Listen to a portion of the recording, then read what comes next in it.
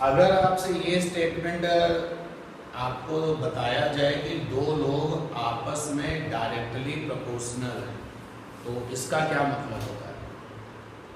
भाई अगर हम फिजिक्स के पॉइंट ऑफ व्यू से बात करें तो फिजिक्स में कौन लोग होते हैं? तो आंसर है फिजिक्स में फिजिकल क्वांटिटीज होती हैं। तो फिजिकल क्वांटिटीज जो हैं वो डायरेक्टली प्रोपोर्शनल हैं। क्या आप इसका मतलब समझते हो? तो मैंने कहा दो फिजिकल क्वांटिटीज हैं और वो डायरेक्टली प्रोपोर्शनल है। चलो, एक अगर फिजिकल क्वांटिटी y है और दूसरी फिजिकल क्वांटिटी x है। y का मतलब यहाँ पर है फिजिकल क्वांटिटी। बहुत सारी फिजिकल क्वांटिटीज आप जानते हो, लेंथ जानते हो, मास जानते हो, इलेक्ट्रिक करंट जानते हो, फोर्स जानते हो, वर्क जानते हो, तो बहुत सारी फिजिकल क्वांटिटीज हैं। तो हमने कहा कि y एक फिजिकल क्वांटिटी है और x भी एक फिजिकल क्वांटिटी है। y और x यहाँ पर दो डिफरेंट फिजिकल क्वांटिटीज हैं। Are different physical quantities, are different physical quantities और ये भी बताया जा रहा है they are directly proportional, directly proportional. तो मेरा क्वेश्चन यहाँ पर यही है कि क्या डायरेक्टली प्रोपोर्शनल का मतलब आप समझते हो? कुछ डायरेक्टली प्रोपोर्शनल के मायने क्या होता है, क्या मतलब होता है? बहुत बढ़िया, अगर हाँ बिल्कुल बिल्कुल सही है। मतलब अगर एक इंक्रीज करेगा तो दूसरा भी इंक्रीज करेगा और अगर एक डिक्रीज करेगा तो दूसरा भी डिक्रीज करेगा। सभी लोग इस बात को जानो अगर नहीं जानते हो। डायरेक्टली प्रोपोर्शनल का मतलब होता है कि अगर x इंक्रीज करेगा तो y भी इंक्रीज करेगा और अगर x आपका डिक्रीज करेगा और y भी डिक्रीज करेगा। ठीक है ना? तो डायरेक्टली प्रोपोर्शनल का मतलब यहाँ पर हो गया दोस्ती पक्की, दोस्ती पक्की। दोस्ती पक्की का मतलब हो गया कि अगर एक इंक्रीज करता है तो दूसरा भी क्या करता है? इंक्रीज। और अगर एक डिक्रीज करता है तो दूसरा भी क्या हो जाएगा? डिक्रीज। आज की फिजिक्स वाली क्लास में इन सारे पॉइंट्स का हम लोग यूज करने वाले हैं। अनिकेत, आप लेट हो गए हो, आप सुन पा रहे हो उनको? अनिकेत, तो अभी अभी बस क्लास स्टार्ट किया है और अभी हमने क्वेश्चन पूछा है कि अगर आपके पास में दो डिफरेंट फिजिकल क्वांटिटीज हो, मैंने सोच लिया है कि एक फिजिकल क्वांटिटी y है और दूसरा x है और ये दोनों फिजिकल क्वांटिटीज जो हैं वो डायरेक्टली प्रोपोर्शनल हैं। तो डायरेक्टली प्रोपोर्शनल का मतलब आपकी क्लास में बताया गया है और बिल्कुल सही मतलब बताया गया है कि डायरेक्टली प्रोपोर्शनल का मतलब होता है अगर एक इंक्रीज करता है तो दूसरा भी इंक्रीज कर जाता है और अगर एक डिक्रीज करता है तो दूसरा भी डिक्रीज कर जाता है। ठीक है? अच्छा, इसको लिखते कैसे कि y और x दोनों लोग डायरेक्टली प्रोपोर्शनल हैं? इसको लिखते कैसे भाई? y और x, जैसे मैंने यहाँ पर बहुत बड़ा स्टेटमेंट लिखा है, अगर हम इसको नोटेशन यानी कि सिंबॉलिक वे में रिप्रेजेंट करें तो y और x डायरेक्टली प्रोपोर्शनल, इसको कैसे लिखेंगे? y और ये देखो प्रोपोर्शनल का साइन और ये x। तो ये जो साइन बनाया है ना, ये 8 जैसा बनता है। इंग्लिश में जो 8 बनाते हैं उसके जैसा बनता है। ये पूरा 8 मत बना देना। तो इसको रिप्रेजेंट ऐसे करते हैं। अब इसको पढ़ा जाएगा y प्रोपोर्शनल x और मतलब क्या होगा? x अगर डिक्रीज तो y भी डिक्रीज, x अगर इंक्रीज तो y भी इंक्रीज। एक तो आपको ये पता होना चाहिए। इसका जो रिवर्स है, इसका रिवर्स है कि अगर y और x inversely proportional, y x are inversely proportional, inversely proportional. Inversely proportional का मतलब क्या होता है? इनवर्सली प्रोपोर्शनल इसका ठीक उल्टा करो तो दोस्ती वहां पक्की थी, यहाँ पर दोस्ती कच्ची होती है y और x की। क्या मतलब है? मतलब ये है कि अगर एक इंक्रीज करेगा तो दूसरा वाला क्या कर जाएगा? डिक्रीज कर जाएगा। और अगर पहला वाला आपका डिक्रीज करेगा तो दूसरा वाला क्या कर जाएगा? इंक्रीज कर जाएगा।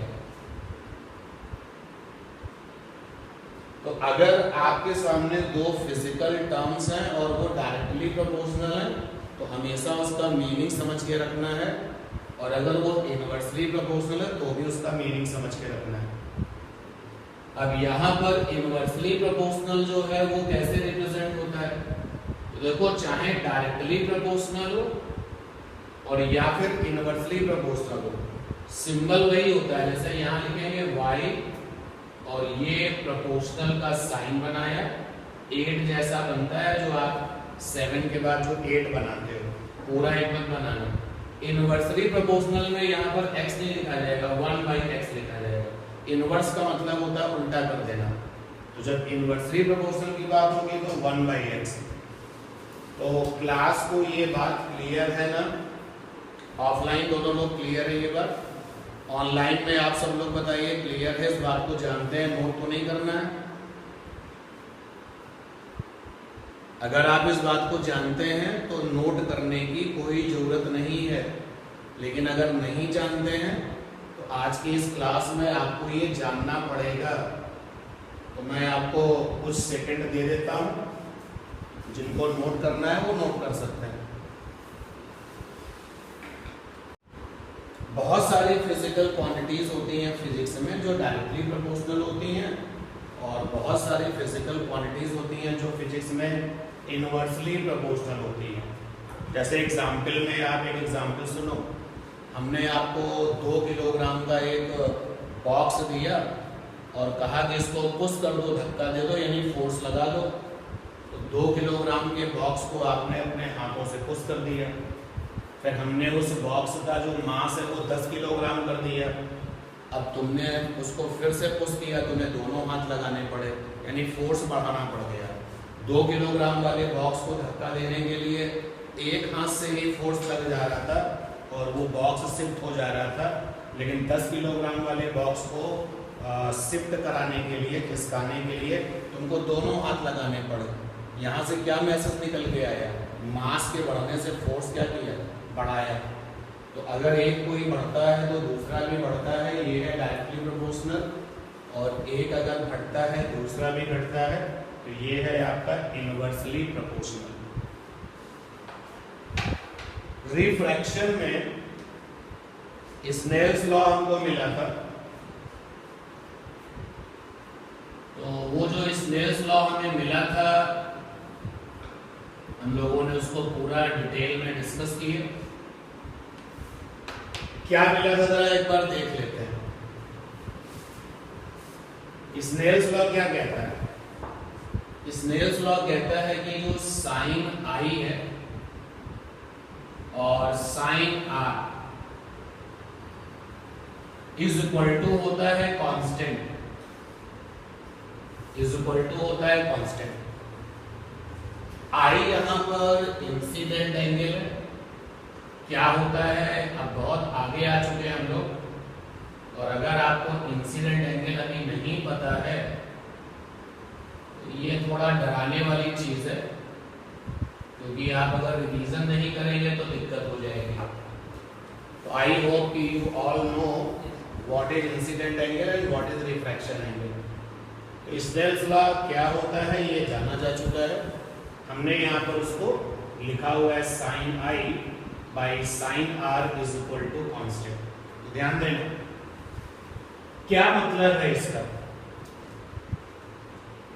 साइन आई और साइन आर का जो रेशियो है वो कांस्टेंट आता है। इसका मतलब आप समझ पा रहे हैं? देखो, अगर साइन आर को डबल करोगे तो साइन आई को भी क्या होना पड़ेगा? डबल, तभी तो कांस्टेंट हो पाएगा। सोच के देखो, अगर साइन आर 4 टाइम्स हो जाए तो साइन आई भी को 4 टाइम्स होना पड़ेगा, तभी तो कांस्टेंट आएगा। भाई आप ऐसे ना सोचो, ऑर्डिनरी वे में सोचो कि आपके पास में 2 नंबर्स हैं ए और बी, और ए और बी का रेशियो 10 आता है, भाई ए और बी आपके पास दो नंबर है, उनका रेशियो 10 आता है। अगर बी को आधा कर दिया जाए तो बदल जाएगा ना, लेकिन नहीं बदलने के लिए क्या सिचुएशन होनी चाहिए? अगर बी को आधा किया जाए तो फिर ए भी क्या हो जाएगा? आधा। और अगर बी को डबल किया जाए तो ए भी क्या हो जाए? डबल। सीधे ये मैसेज निकालो यहाँ से कि साइन आई और साइन आर का रेशियो कांस्टेंट है। इससे क्या पता चल रहा है? इससे ये पता चल रहा है कि अगर साइन आर को बढ़ाओगे तो साइन आई भी बढ़ेगा, और अगर साइन आर को कम करोगे तो साइन आई भी कम हो जाएगा, और तभी कांस्टेंट बना रहेगा। तो इसका मतलब ये हो गया कि साइन आर डिक्रीज तो साइन आई भी डिक्रीज, और साइन आर इंक्रीज तो साइन आई भी इंक्रीज। तो सीधे सीधे यहाँ से रिजल्ट ये आया कि दोनों के बीच में जो दोस्ती है वो पक्की है, यानी साइन आई आप साइन आर के साथ कैसे हो? Directly proportional. Logically we got this point. आप ऑर्डिनरी वे में सोचो तो ये चीजें अपने आप क्लियर होंगी। जैसे एक बार और मूव करते हैं। आपने कहा मेरे पास में दो नंबर है x और y, और उनका रेशियो हमेशा 5 आता है। अगर मैं आपसे बोलूं कि x और y का रेशियो 5 रहना है, यानी कि बदलना नहीं है, तो x को अगर आप 3 टाइम्स करोगे तो फिर ना बदले इसके लिए y भी 3 टाइम्स होगा। मतलब x अगर बढ़ेगा तो y भी बढ़ेगा। तो x और y में जो दोस्ती है वो कैसी है? पक्की वाली है। और पक्की वाली दोस्ती का मतलब क्या है? Directly proportional. तो लॉजिकली भी प्रूव कि साइन आई और साइन आर का जो कनेक्शन है आपस में वो कैसा है? Directly proportional. अब आप एक देखो, यहां से साइन अगर हटा दें तो अगर लेफ्ट हैंड में कोई काम किया जाता है तो राइट हैंड में भी उसी काम को करना चाहिए। तो हमने यहाँ पर साइन को एलिमिनेट कर दिया। Eliminate sine. साइन हमारा ऑपरेटर है, बताया गया था आपको, आइडिया दिया गया था। ऐसे साइन साइन काट मत देना, ऑपरेटर कभी कटते नहीं है, हमेशा एलिमिनेट होते हैं। ये मत करना कि दोनों तरफ से साइन और साइन कैंसिल कर दिया, ये गलत अप्रोच होगी। तो जब दोनों तरफ से हम साइन ऑपरेटर को गायब कर देंगे तो यहां से आएगा आई प्रोपोर्शनल आर। देखिए फिर एक पॉइंट निकल के आ गया कि रिफ्रैक्शन की कहानी में जो इंसिडेंट एंगल है और जो रिफ्रैक्शन एंगल है वो आपस में कैसे होते हैं? Directly proportional. क्या मतलब है इसका? अगर हम I को इंक्रीज करेंगे तो R भी क्या करेगा? इंक्रीज करेगा। अगर हम I को डिक्रीज करेंगे तो R भी क्या होगा? डिक्रीज होगा। तो आज की इस क्लास में हमने जो पहला पॉइंट जाना कि रिफ्रैक्शन की सिचुएशन में I R कैसे है। पहला ऑप्शन है डायरेक्टली प्रोपोर्शनल है, दूसरा ऑप्शन है इनवर्सली प्रोपोर्शनल है। तो किस पर टिक लगेगा? डायरेक्टली प्रोपोर्शनल है। नोट करिए, यहाँ एक रिजल्ट निकल के आया कि इन refraction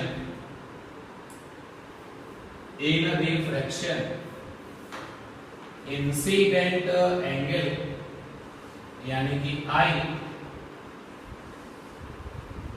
and refraction angle it means R। Refraction angle इसका मतलब है R। ये दोनों लोग both are directly proportional। both are directly proportional। तो थ्योरी वाली प्रॉब्लम्स का आंसर यहां से मिल गया। एक थ्योरी का क्वेश्चन आता है कि I अपने आप को इंक्रीज कर रहा है, तो R के बारे में आप क्या स्टेटमेंट दोगे? तो R भी यानी रिफ्रैक्शन एंगल भी अपने आप को इंक्रीज करेगा। देखो अगर हम बोलते हैं कि रिलेटिव, जब हम बोलेंगे रिलेटिव यानी हम दो लोगों को कंपेयर करेंगे। जब हम बोलेंगे रिलेटिव, जैसे हम लेंथ में रिलेटिव लेने वाले हैं, मतलब दो लेंथ या दो से ज्यादा लेंथ हम उनको कंपेयर करेंगे। तो रिलेटिव का मतलब होता है कंपेयर करना। तो क्वेश्चन यहां पर ये है कि how we confirm denser rarer medium. Rarer medium हम ये कैसे पता कर पाते हैं कि जो मीडियम हमारे पास है वो डेंसर है या रेरर है? तो रिलेटिव होता है ये। रिलेटिव का मतलब हो गया कि कंपेयर करना, और कंपेयर करने के लिए कम से कम दो लोग होने चाहिए। तो जब हम आपसे ये कहते हैं कि जरा चेक करके बताओ कि मीडियम डेंसर है या रेरर है, तो 101% आपको कितने मीडियम दिए जाएंगे? 2 मीडियम दिए जाएंगे, ठीक है ना। तो जब 2 मीडियम हमको दिए जाएंगे, जैसे सपोज कर लो कि हमको एक मीडियम दिया गया ग्लिसरीन और एक मीडियम हमको दिया गया वाटर, तो अब हमें पता लगाना है कि डेंसर कौन है और रेरर कौन है। अगर मैं आपको केवल एक मीडियम दूंगा तो डेंसर रेरर का पता नहीं चल पाएगा, क्योंकि डेंसर का पता लगाना मतलब रिलेटिव होना और रेरर का पता लगाना मतलब रिलेटिव होना। रिलेटिव का मतलब हमारे पास में 2 लोग होते हैं तभी हम कंपेयर कर पाते हैं। तो जब हमारे पास में 2 मीडियम हैं और हमें ये कंफर्म करना है कि इन दोनों में डेंसर कौन है और रेरर कौन है, तो देखो टोटल 3 रास्ते होते हैं। पहला तरीका होता है मेथड नंबर 1, डेंसर रेरर का पता कैसे लगाते हैं। पहला तरीका, फाइंड लाइट की स्पीड, फाइंड लाइट की speed in both medium, both given medium. जो 2 मीडियम आपको दिए जा रहे हैं, आप उनमें लाइट की स्पीड का पता लगाइए। आपने कहा हमको तो निकालने नहीं आता, तो कौन कह रहा है कि आप पता लगाइए? आप माइकलसन मोरले से बता दीजिए। तो माइकलसन मोरले एक्सपेरिमेंट जो है वो किसी मीडियम में लाइट की स्पीड का पता लगाने के लिए ही बना है। तो जो 2 मीडियम आपको दिए जा रहे हैं, तो पहले आप उनमें लाइट की स्पीड का पता कर लीजिए। अब जब लाइट की स्पीड पता हो जाए, तो जिसमें लाइट की स्पीड ज्यादा आ रही है वो रेरर है, जिसमें कम आ रही है वो डेंसर है।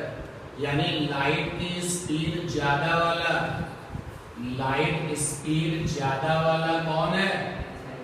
लाइट स्पीड ज्यादा वाला है आपका रेरर, और लाइट स्पीड कम वाला कौन है? लाइट स्पीड ग्रेटर यानी कि लोअर वाला कौन होगा? डेंसर। ये है आपका तरीका नंबर 1। जो 2 मीडियम उनको दिए जाते हैं, तो उनमें हम ये कैसे कंफर्म करते हैं कि डेंसर कौन है, रेरर कौन है? पहला तरीका तो ये। दूसरा क्या तरीका है, जरा उसकी बात करते हैं, मेथड नंबर 2। अगर आप वो दोनों में वेवलेंथ का पता लगा लें, यानी कि डिटरमाइन लाइट की वेवलेंथ, लाइट वेवलेंथ, वेवलेंथ को हम लोग किससे लिखते थे? लैम्डा से। Determine light wavelength in both medium. जो दोनों मीडियम दिए जा रहे हैं, जो दोनों मीडिया दिए जा रहे हैं, आप उसमें वेवलेंथ का पता लगा लीजिए। तो वेवलेंथ पता करने के बाद जिसमें ज्यादा वेवलेंथ आ रही है वो रेरर है, जिसमें कम आ रही है वो डेंसर है। तो क्या सीखेंगे? ज्यादा वेवलेंथ जिसमें आ रही है, जिसमें ज्यादा वेवलेंथ मिली है, मोर वेवलेंथ जिसने दिया है, तो मोर वेवलेंथ वाला मीडियम जो है वो कैसा है? रेरर। और जिसमें वेवलेंथ कम मिली है वो क्या है? डेंसर। कम वेवलेंथ जिसमें मिली है, लोअर वेवलेंथ जिसमें मिली है, वो वाला मीडियम कैसा है? डेंसर। एक तो आपका दूसरा तरीका ये हो गया। तीसरा तरीका क्या है? मेथड नंबर 3, जरा उसको देखते हैं। मेथड नंबर 3, तो मेथड 3 है आपका कि आप दोनों के एब्सोल्यूट रिफ्रैक्टिव इंडेक्स पता कर लीजिए। 2 मीडियम जो दिए जा रहे हैं उनके एब्सोल्यूट रिफ्रैक्टिव इंडेक्स पता कर लीजिए।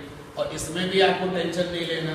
जैसे आप एटॉमिक मास लर्न करते हो ना कि ऑक्सीजन का कितना होता है, एटॉमिक मास ऑक्सीजन का कितना होता है? 16। तो वो टेबल बनी होती है, आप उसको लर्न करते हो। ऐसे ही एब्सोल्यूट रिफ्रैक्टिव इंडेक्सेस की भी टेबल बनी होती है, और वो हमें जनरली लर्न नहीं करना होता, लेकिन आपको हमको वो गिवन होता है। तो हम आपसे ये कह रहे थे कि आप जो है तीसरे तरीके पर पहुंच चुके हैं, और तीसरे तरीके में क्या करते हैं, दोनों के एब्सोल्यूट रिफ्रैक्टिव इंडेक्स का पता लगाइए। और एब्सोल्यूट रिफ्रैक्टिव इंडेक्स वैसे तो ऐसी चीज है जो आपको बताई जाती है, लेकिन फिर भी कुछ लोगों का याद होना चाहिए। जैसे ग्लास का एब्सोल्यूट रिफ्रैक्टिव इंडेक्स कितना होता है, 1.5। डायमंड का कितना होता है, 2.4, नियर अबाउट 2.4। वाटर का कितना होता है, 1.3। और अदरवाइज जो बाकी के और मीडियम्स होंगे उनके एब्सोल्यूट आरआई आपको दिए जाएंगे। तो तीसरा रास्ता है कि find absolute refractive indices, absolute refractive indices in both medium. दोनों मीडियम में जो एब्सोल्यूट रिफ्रैक्टिव इंडिसेस है उनका पता लगा लीजिए। और जब ये पता लग जाएगा उसके बाद ज्यादा रिफ्रैक्टिव इंडेक्स जिसमें है वो डेंसर है, यहाँ उल्टा हो जाता है। ज्यादा एब्सोल्यूट रिफ्रैक्टिव इंडेक्स, ARI का फुल फॉर्म क्या है, एब्सोल्यूट रिफ्रैक्टिव इंडेक्स। तो ज्यादा एब्सोल्यूट रिफ्रैक्टिव इंडेक्स जिसने दिया है वो कौन है, डेंसर। और जिसने कम रिफ्रैक्टिव इंडेक्स दिया है वो कौन है, रेयर। नोट करिए, ग्रेटर एब्सोल्यूट आरआई जिसने दिया है वो डेंसर है, जिसने लोअर एब्सोल्यूट आरआई दिया है वो आपका रेयर है। तो how we confirm rare and denser medium, total 3 रास्ते हैं। पहला रास्ता है आप स्पीड पता लगा सकते हैं तो लगाइए। ज्यादा स्पीड देने वाला रेयर मीडियम है, कम स्पीड देने वाला डेंसर मीडियम है। अगर आप स्पीड पता नहीं कर पा रहे हैं तो वेवलेंथ का पता कर लीजिए। ज्यादा वेवलेंथ देने वाला रेयर मीडियम है, कम वेवलेंथ देने वाला डेंसर मीडियम है। और अगर आप वेवलेंथ और स्पीड दोनों का ही पता नहीं लगा पा रहे हैं तो एक तीसरा रास्ता है कि दोनों मीडियम के एब्सोल्यूट आरआई देखिए क्या है। ज्यादा एब्सोल्यूट आरआई जो जिसके पास है वो डेंसर है, कम एब्सोल्यूट आरआई जिसके पास है वो डेंसर है, सॉरी जो कम एब्सोल्यूट आरआई वाला है वो रेयर है। जब भी डेंसर और रेयर की बात होगी तो आपको 2 मीडियम दिए जाएंगे, क्योंकि डेंसर और रेयर कंपेयर है, रिलेटिव है। कोई भी मीडियम डेंसर नहीं होता, कोई भी मीडियम रेयर नहीं होता, कोई मीडियम किसी और के रिलेटिव डेंसर होता है। जब किसी मीडियम के साथ में कोई और मीडियम होता है तो वो मीडियम या तो डेंसर हो जाता है या फिर रेयर हो जाता है। तो ये रिलेटिव टर्म्स हैं, यानी कंपेयर करने वाले टर्म्स हैं। आप अगर ऐसा क्वेश्चन बनाते हो या सोचते हो कि हमारे पास तो एक ही मीडियम है, सर बताइए ये डेंसर है या रेयर है, तो अगर एक मीडियम है तो उसका डेंसर और रेयर का फैसला हम नहीं कर सकते, क्योंकि डेंसर और रेयर के लिए हमको कंपेयर करना पड़ेगा, और कंपेयर करने के लिए हमारे पास 2 लोग होने चाहिए, यानी 2 मीडियम होने चाहिए। देखिए एग्जाम्पल देखिएगा, जैसे हमने आपके लिए 2 पेयर तैयार किए। पहला पेयर है ग्लास और उसका साथी है एयर, पहला पेयर ये। और दूसरा पेयर हमने तैयार किया ग्लास और उसका साथी है डायमंड। ये मैंने 2 पेयर तैयार किए हैं, ग्लास और इसके साथ में है डायमंड। और मुझे ये जज करना है कि कौन है डेंसर और कौन है रेयर। तो सबसे पहले वाले पेयर में चलते हैं। हाँ, स्पीड अगर पता है तो स्पीड वाला फंडा लगाओ, और वेवलेंथ अगर पता है तो वेवलेंथ वाला फंडा लगाओ। जनरली हमें क्या पता होता है, एब्सोल्यूट आरआई। तो एयर का जो एब्सोल्यूट आरआई है वो क्या होता है, 1, लगभग 1 के बराबर होता है। और ग्लास का जो एब्सोल्यूट आरआई है वो कितना होता है, 1.5। तो जिसका ज्यादा एब्सोल्यूट आरआई है वो क्या होता है, डेंसर, यहाँ पे जो ग्लास है वो कैसा है, डेंसर, और यहाँ पर जो एयर है वो कैसा है, रेयर। तो पहले वाले पेयर में ग्लास डेंसर है, एयर रेयर है। जरा दूसरे पेयर पर चलो, दूसरे पेयर में ग्लास के साथ में डायमंड है, फिर से एब्सोल्यूट आरआई का पता। जनरली हमें एब्सोल्यूट आरआई ज्यादा अच्छे से पता होते हैं as compared to the wavelength and speed, कि उस मीडियम में स्पीड कितनी है ये जनरली हमें नहीं पता होती, बट एब्सोल्यूट आरआई हमारी टंग पर होते हैं, रटे होते हैं, तो इसलिए हम एब्सोल्यूट आरआई वाला फंडा लगा रहे हैं। तो ग्लास का जो एब्सोल्यूट आरआई है वो 1.5 है, और जो डायमंड का एब्सोल्यूट आरआई है वो कितना है, करीब करीब 2 है, 2.4 है, लेकिन फॉर सिंपलिसिटी 2 ले लिया मैंने। अब आप देखिए ज्यादा एब्सोल्यूट आरआई किसका हो गया, डेंसर, और कम एब्सोल्यूट आरआई क्या हो गया, रेयर।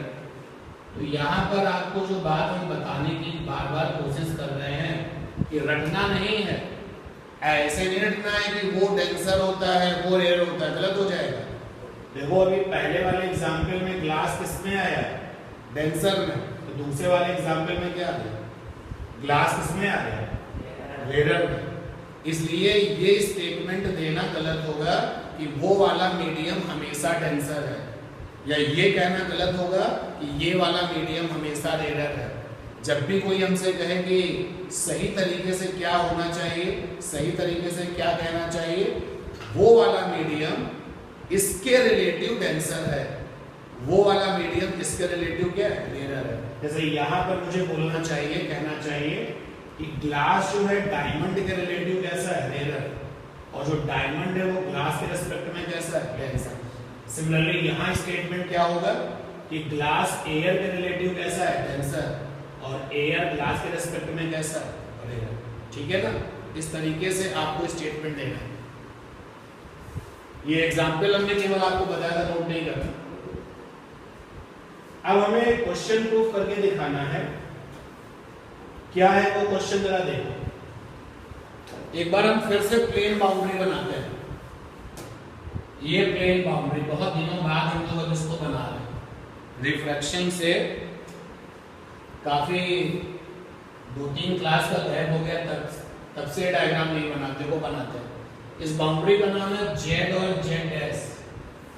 चलिए वापस से अब सब लोग क्लास में हैं, तो काफी दिनों बाद हम एक बार वो डायग्राम बनाने वाले हैं जो हमने रिफ्रैक्शन में बिगनिंग में बनाया था। एक बाउंड्री आप देख रहे हो जेड और जेड डैश। जब बाउंड्री सीधी लाइन से दिखाई जाती है तो इसका मतलब वो बाउंड्री कैसी है, प्लेन है। तो बाउंड्री के इस तरफ कोई मीडियम है, चलो मान लेते हैं कि इस तरफ जो मीडियम है वो रेयर है, और बाउंड्री के दूसरी तरफ जो मीडियम है वो कैसा है, तो हमने कहा भाई दूसरी तरफ का जो मीडियम है वो डेंसर। लाइट को क्या करना है, लाइट को एक मीडियम से आना है, दूसरे मीडियम में जाना है। तो सपोज कर लेते हैं कि लाइट रेयर से आ रही है, डेंसर में जा रही है। तो ये देखिए ज्योमेट्री में मैंने पूरा परफेक्शन के साथ काम करने की कोशिश की है। लाइट को गिरा दिया है, ILR फुल फॉर्म क्या होता है, इंसिडेंट लाइट रे। कौन बताएगा इसके बाद क्या करेंगे, नॉर्मल बनाएंगे, बहुत बढ़िया। जैसे ही इंसिडेंट वाला काम पूरा होता है तुरंत हमको नॉर्मल बनाना चाहिए, तो नॉर्मल बना लिया जाए। ये लीजिए मैंने नॉर्मल बना लिया, ये नॉर्मल बना लिया। अब देखिए ये जो एंगल है वो तो I फॉर इंसिडेंट एंगल, तो ये वाला एंगल में कितना होगा, I। कौन सा फंडा, opposite angle, vertical opposite angle. अरे ये ज्योमेट्री का कौन सा फंडा है, अगर ये I है तो ये भी I है, वर्टिकल अपोजिट एंगल का फंडा। अच्छा ये रास्ता तो पुराना है जहां पे हम कट्टर लगा रहे हैं, ध्यान देना, क्योंकि लाइट इस रास्ते को तो छोड़ देती है, लाइट इस रास्ते को तो छोड़ देगी, लाइट नए रास्ते पर चलेगी। तो हमें प्रूफ करके दिखाना है कि जब लाइट रेयर से डेंसर जाती है तो अपने पुराने रास्ते को छोड़ करके किधर की तरफ डिपार्चर होती है, टूवर्ड्स द नॉर्मल। भाई जब तक हम नहीं जानते थे तो हम अपने मन से जिधर डिपार्चर करना होता था कर देते थे, बट आज हमें ये कंफर्म करना है। यानी कौन सा क्वेश्चन करना है, हमसे कहा जा रहा है prove that during refraction during reflection from denser to rare, during reflection from denser to rare, गलत लिख दिया। कौन सा केस चल रहा है? Rare to denser.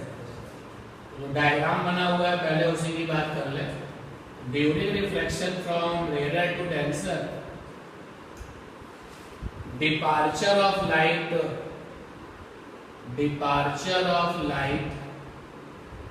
take place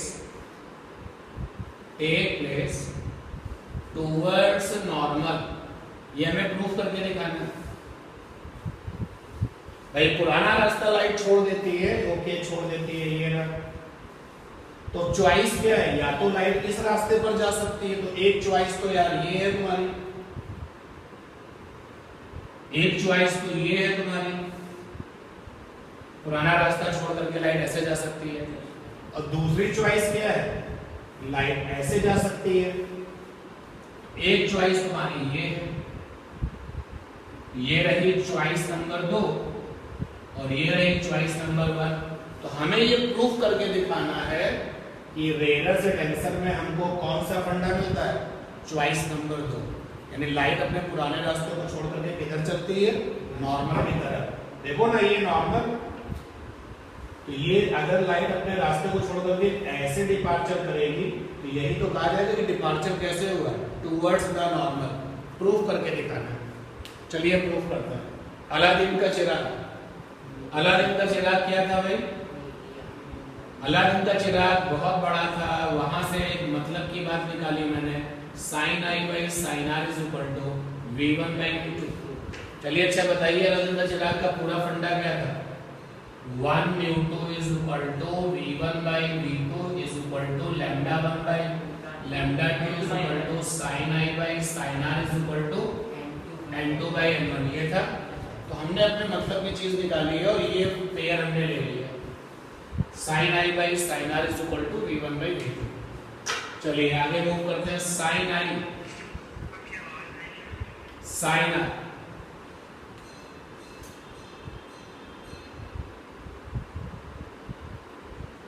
आ रही है आवाज? वो नेट की प्रॉब्लम है तुम्हारी साइड से, जब नेट की प्रॉब्लम होगी तो फिर बंद हो जाएगा। बाकी लोग बताएं।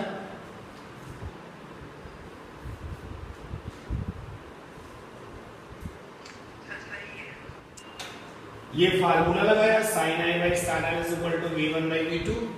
sin i sin r, v1 का मतलब हो गया फर्स्ट मीडियम में स्पीड, यहाँ पे फर्स्ट वाला मीडियम कैसा है? रेयर है, तो रेयर वाले स्पीड, रेयर वाले मीडियम में स्पीड हो गई v इन रेयर मीडियम, और v2 का मतलब हो गया सेकंड वाले मीडियम में स्पीड, सेकंड वाला मीडियम आपका डेंसर है तो v डेंसर। और ये हम जान चुके थे, क्या जान चुके थे? कि हमारे पास में जो रेयर मीडियम होता है उसमें बड़ी वैल्यू होती है स्पीड की, और जो डेंसर होता है उसमें कैसी होती है? छोटी। अगर हम ये कहते हैं कि रेयर वाले मीडियम में स्पीड 200 है, तो डेंसर में क्या मिलेगी? 200 से कम। तो यानी ऊपर हमको बड़ी वैल्यू मिलेगी और नीचे क्या मिलेगी? छोटी वैल्यू। और हमको ये भी पता है कि बड़ी वैल्यू अपॉन में छोटी वैल्यू, बड़ी वैल्यू अपॉन में छोटी वैल्यू हमेशा क्या होता है? Greater than 1। तो यानी ये जो राइट हैंड साइड है, ये राइट हैंड साइड हमको ग्रेटर देन 1 मिलेगा, ग्रेटर देन 1। यहां से क्या निकल के आया? sin i greater than sin r। हटा दो sin sin दोनों तरफ, तो i ग्रेटर देन क्या आ गया? r। अब जरा ध्यान देना, चॉइस 1 और चॉइस 2, अगर हम चॉइस 2 को सोचे तो रिफ्रैक्शन एंगल ये है, अगर हम चॉइस 2 को देखें तो रिफ्लेक्शन एंगल ये है, और तुम्हें क्या मिला कि I बड़ा है और R क्या है? छोटा। इसका उल्टा मतलब क्या हो गया? R less than I। इसका उल्टा मतलब तो ये हो गया ना। तो R की वैल्यू I से छोटी कब होगी? जब डिपार्चर कैसा हो? Towards normal. आप देखो ना, रिफ्रैक्शन एंगल अगर ये है तो I से छोटा है, अगर रिफ्रैक्शन एंगल ये है तो आई से क्या है, बड़ा है। और हमको प्रूफ होके क्या मिला है, हमको प्रूफ होके मिला है कि आई बड़ा होगा, आर छोटा होगा, या इसका उल्टा मतलब है कि आर आपका छोटा है, आई बड़ा है। आप देखो ना, आप किस वाले केस को फॉलो करो जिससे कि आप इस पर आ जाओ। तो चॉइस 2 को अगर देखें तो आर की वैल्यू आई से क्या है, छोटी है, यानी कि चॉइस 1 की जो अप्रोच है या चॉइस 1 की जो सोच है वो क्या है, गलत है। तो लीजिए प्रूफ हो गया कि जब रिफ्रैक्शन रेडर से डेंसर होता है तो डिपार्चर कैसा होता है, टुवर्ड्स द नॉर्मल। नोट करिए, इसका रिवर्स क्वेश्चन कर लेते हैं कि prove that during refraction from denser to रेडर, denser to rarer, departure of light take place away from normal, away from normal। तो अब जो सिचुएशंस है वो बदल गई है। अब लाइट डेंसर से आ रही है और एरर में जा रही है। तो मुझे ये प्रूफ करके दिखाना है कि अगर ऐसा होगा तो जो लाइट का डिपार्चर है वो नॉर्मल से अवे होगा। तो सिचुएशन पर ध्यान दें और वो फॉर्मेलिटी जो करनी चाहिए वो ऑलरेडी यहाँ पर है। क्या, सबसे पहले लाइट को हमने इंसिडेंट करा रखा है बाउंड्री जेड डेस पर, ये नॉर्मल बना लिया है, आई फॉर इंसिडेंट एंगल है। ये पुराना रास्ता है, इसको लाइट छोड़ देगी। अगर लाइट इसको छोड़ करके ऐसे डिपार्चर करती है तो क्या कहा जाता है, टुवर्ड्स द नॉर्मल। अगर ऐसे डिपार्चर करेगी तो क्या कहेंगे, अवे फ्रॉम द नॉर्मल। हमें प्रूफ करना है कि अपनी बार जो डिपार्चर होगा अवे फ्रॉम द नॉर्मल होगा। फिर से हमने यही फंडा लगाया, sine i by sine r is equal to v1 by v2। तो साइन आई अपॉन में साइन आर। चलो जरा v1 का मतलब क्या है, v1 का मतलब है पहले मीडियम में लाइट की स्पीड। पहला मीडियम यहाँ कौन है, डेंसर, क्योंकि पहले मीडियम का मतलब है जहां से आती है वो मीडियम 1 कहलाता है और लाइट जहां जाती है वो मीडियम 2 कहलाता है। तो v1 का मतलब हो गया v डेंसर। v डेंसर का क्या मतलब है, speed of light in denser. और v2 का मतलब हो गया v रेयर, क्योंकि जहां जा रही है वो सेकंड मीडियम। ठीक है ये बात, और वेल नोन है, ये बात बहुत अच्छे से पता हो चुकी है कि डेंसर वाले मीडियम में कम स्पीड होती है और रेयर वाले मीडियम में स्पीड कैसी होती है, ज्यादा होती है। ये हम जानते हैं, ये एक प्रॉपर्टी है मीडियम्स की। देखो ऊपर आपकी है कम स्पीड, नीचे है ज्यादा स्पीड। अब आपको ये जनरल बात भी पता है कि अगर ऊपर है छोटी वैल्यू और नीचे है बड़ी वैल्यू तो क्या रिजल्ट आता है, लेस देन 1 आता है। तो यहाँ राइट हैंड साइड में लेस देन 1 आएगा, तो साइन आई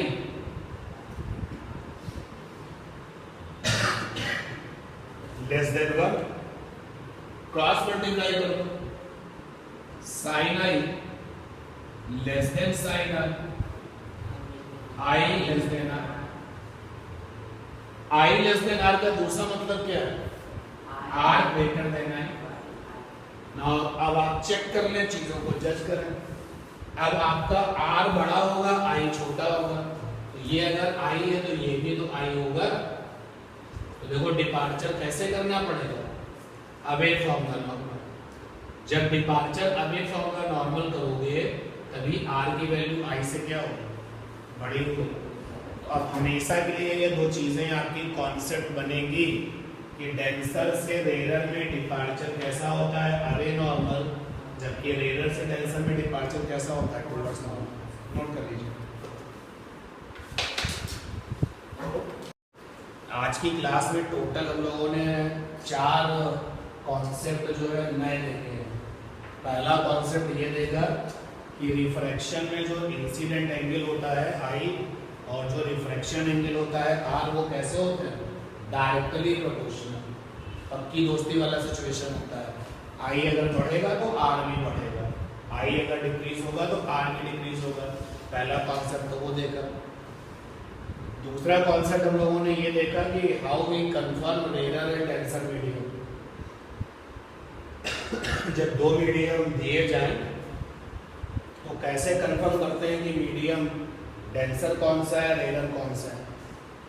तीसरा हमने ये देखा कि अगर लाइट रेयर से डेंसर चल रही है, डेंसर रेयर से डेंसर जा रही है, तो जो डिपार्चर होता है लाइट का वो टूवर्ड्स द नॉर्मल होता है। और चौथा हमने पॉइंट ये देखा कि जब लाइट डेंसर टू रेयर चलती है तो डिपार्चर है वो कैसा होता है, अवे नॉर्मल। हटा दें। अब एक आप प्रैक्टिकल देखोगे, उसी प्रैक्टिकल से हमारा अपना नया कॉन्सेप्ट निकलेगा। ये बाउंड्री है और इस बाउंड्री के नीचे वाटर है, तो ये वाटर है और बाउंड्री के दूसरी तरफ क्या है, एयर। चलो क्लास जरा मुझे ये बताओ कि इन दोनों में डेंसर कौन है और रेयर कौन है। बाउंड्री के इस तरफ तो वाटर है, ऊपर एयर है, तो डेंसर कौन है, वाटर। क्यों? क्योंकि वाटर का जो एब्सोल्यूट RI होता है वो कितना होता है, 4/3। 4/3 का मतलब होता है 1.33 और एयर का जो एब्सोल्यूट RI है वो 1 होता है। तो नो डाउट वाटर यहाँ पे डेंसर है और एयर यहाँ पर रेयर। अब लेजर की एक टॉर्च ले लो आप, तो लेजर की एक टॉर्च ले लो, मतलब लाइट का सोर्स लेना है। लाइट का सोर्स ऐसा लेना है कि जो तुम चाहो वही हो। लेजर की जो लाइट होती है वो कैसे होती है, स्पेसिफिक, एक निश्चित दिशा में चलती है। जितने डिग्री पर आपको इंसिडेंट कराना होगा उतने डिग्री पर गिर जाएगी। तो अब हमने यहाँ से लाइट को बाउंड्री की तरफ भेज दिया। ये देखिए लेजर की ये लाइट चली और बाउंड्री पर जाके गिर गई और अब नॉर्मल बनाया। ये जो इंसिडेंट एंगल है वो 49 डिग्री का है। आप बात को समझे, मैंने बल्ब नहीं लिया है क्योंकि बल्ब की लाइट हमसे कंट्रोल नहीं होगी। बल्ब जैसे ही ऑन होगा उसकी लाइट इधर भी जाएगी, उधर भी जाएगी, हर तरफ जाएगी। और हम चाहते हैं कि लाइट जिधर हम चाहें उधर ही जाए। तो सबसे बेस्ट कौन है, लेजर की टॉर्च। जो लेजर की टॉर्च है उसको, लेजर की जो टॉर्च है उसको आप ले लीजिए। तो हमने ये लेजर की टॉर्च से लाइट निकाली और 49 डिग्री पर डाल दी। जैसे ही ये 49 डिग्री पर गिरी, क्या हुआ, तो लाइट को जैसे ही 49 डिग्री पर डाला गया तो प्रैक्टिकली क्या देखने को मिला, जो प्रैक्टिकल में देखने को मिला वो ये था, लाइट ऐसे निकल के बाहर आती है। देखो ये लाइट जा रही है ऐसे, पुराना रास्ता तो ये है, लाइट ने पुराना रास्ता छोड़ दिया। और ये तो हमें भी पता था कि भाई अब जो सिचुएशन हम आपके लिए डिस्कस कर रहे हैं वो कौन सा सिचुएशन है, डेंसर टू रेयर, ये तो हम जानते ही। और ये बात भी हम जानते हैं कि डेंसर से रेयर में जो लाइट का रास्ता होता है वो नॉर्मल से कैसा होता है, अवे। लेकिन यहाँ पर आप देखिए लाइट जिस रास्ते पर चलती है तो जो रिफ्रैक्शन एंगल है वो 90 डिग्री का है। बताओ ये कौन है, ILR, और ये कौन है, RLR। ILR का फुल फॉर्म क्या है, इंसिडेंट लाइट रे। RLR का फुल फॉर्म क्या है, रिफ्रैक्टेड लाइट रे। तो इंसिडेंट लाइट रे नॉर्मल के साथ जो बनाती है वो इंसिडेंट एंगल कहलाता है। तो यहाँ पर ये I हो गया, I for incident angle 49 degree हो गया। और रिफ्रैक्टेड लाइट रे जो नॉर्मल से बनाती है वो R कहलाता है, रिफ्रैक्शन एंगल। तो यहाँ पर जो रिफ्लेक्शन एंगल है वो 90 डिग्री के बराबर है। तो ये जो मैजिक है, ये मैजिक कब मिलता है, जब लाइट डेंसर से रेयर जाती है तो ऐसी सिचुएशन मिल सकती है कि रिफ्लेक्शन एंगल कितना हो जाए, 90 डिग्री। सभी लोग सुने इस बात को अगर वाटर से एयर लाइट को ले जाओगे और इंसिडेंट एंगल की वैल्यू 49 नहीं रखोगे, 49 के अलावा कुछ और रखोगे, ये कभी नहीं मिलेगा। ये केवल कब मिलेगा जब आई की वैल्यू कितनी हो, 49 डिग्री। तो डेंसर से रेरर जाते समय एक ऐसा वीआईपी इंसिडेंट एंगल होता है जिसको अगर हम मेंटेन कर दें तो रिफ्रैक्शन एंगल क्या हो जाता है, 90। और इस वीआईपी वाले इंसिडेंट एंगल को क्रिटिकल एंगल कहते हैं। क्या कहते हैं, क्रिटिकल एंगल। ठीक है, सुनो क्या है, जब लाइट डेंसर से रेरर जाती है तो एक ऐसा वीआईपी माने स्पेशल, एक ऐसा इंसिडेंट एंगल होता है जिसको अगर हम मैनेज कर दें तो रिफ्रैक्शन एंगल की वैल्यू कितनी मिलेगी, 90। उस वीआईपी वाले इंसिडेंट एंगल को क्या कहते हैं, क्रिटिकल एंगल। ठीक, तो हेडिंग है आप लोगों की क्रिटिकल एंगल, लिखिए हेडिंग है क्रिटिकल एंगल, हेडिंग है critical angle. During refraction from denser to rarer medium, during refraction from denser to rarer medium, denser to rarer medium underline कर लेना। During refraction from denser to rarer medium, comma, comma,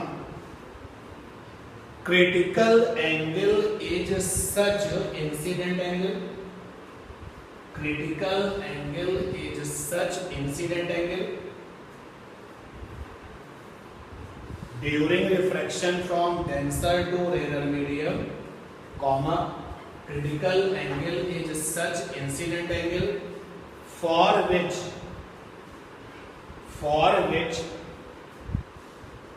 refraction angle become 90 degree, for which refraction angle become 90 degree, for which refraction angle become 90 degree।